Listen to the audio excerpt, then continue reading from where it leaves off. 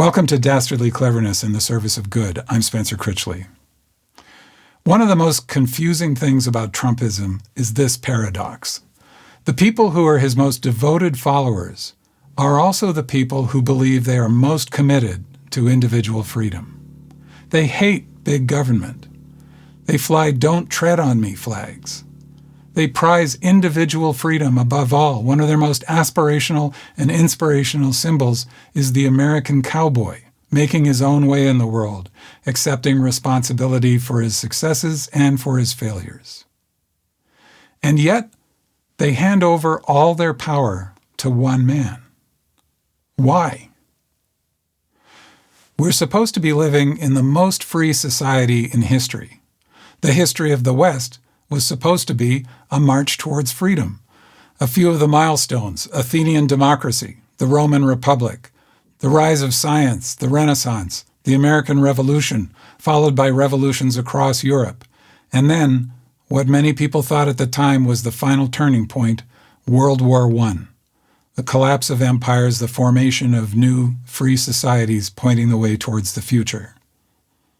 But instead, we saw the rise of communist dictatorship in Russia, fascism in Italy, and Nazism in Germany, the most horrific repressions of freedom in all of history.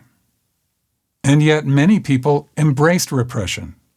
And you can still find people who long for the days of Hitler or Stalin or one of their successors, just like there are so many Americans who long for rule by a strongman, mistaking Donald Trump for a strong man.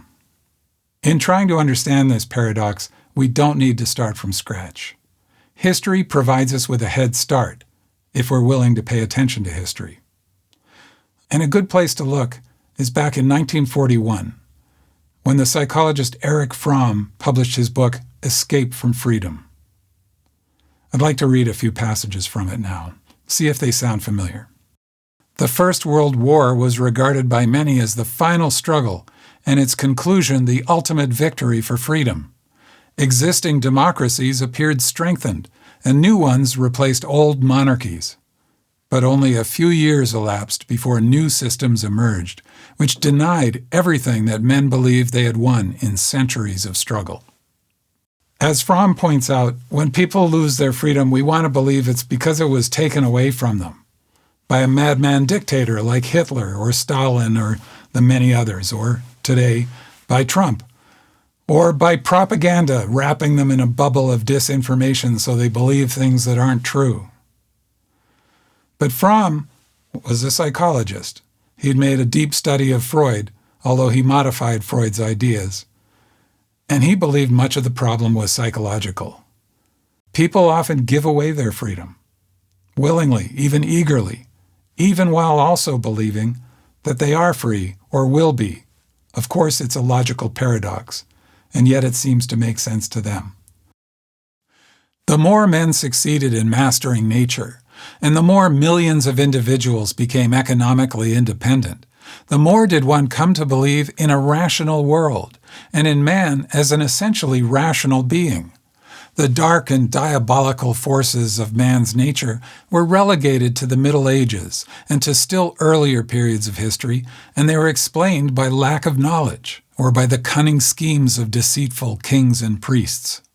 When fascism came into power, most people were unprepared, both theoretically and practically. They were unable to believe that man could exhibit such propensities for evil, such lust for power, such disregard for the rights of the weak, or such yearning for submission. In the 20th century, it was common to believe that there was something wrong with Germans, or Italians, or Russians, or other peoples who had embraced authoritarianism. Now we're forced to confront the fact that the same thing is wrong with Americans, or the British, or the French, or people in other countries where authoritarianism is making a comeback. Fromm argued the problem is not sin, it's psychology. Communication with others is a matter of life and death for the child. The possibility of being left alone is necessarily the most serious threat to the child's whole existence. There is another element, however, which makes the need to belong so compelling.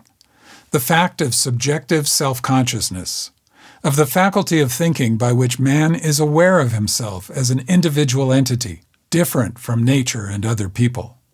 Unless he belonged somewhere, unless his life had some meaning and direction, he would feel like a particle of dust and be overcome by his individual insignificance. In other words, freedom can be terrifying. We may think we want it until we actually experience it, and then discover it can feel like being lost in a wilderness. And this isn't just a problem for people on the right. As Fromm notes, people on the left often want to escape from freedom as well, into a form of solidarity that frees them from having to decide for themselves. I don't agree with Erich Fromm about everything. He was a member of the Frankfurt School of Critical Theorists, and if you've heard me talk about that before, you know that I think they got some important stuff fundamentally wrong. And a lot of research has been done in this area since Fromm wrote. But many of his insights stand up. And if you want to understand the paradox of Trumpism, how people can long to be free while longing to escape from freedom, a good place to start is with Erich Fromm in 1941.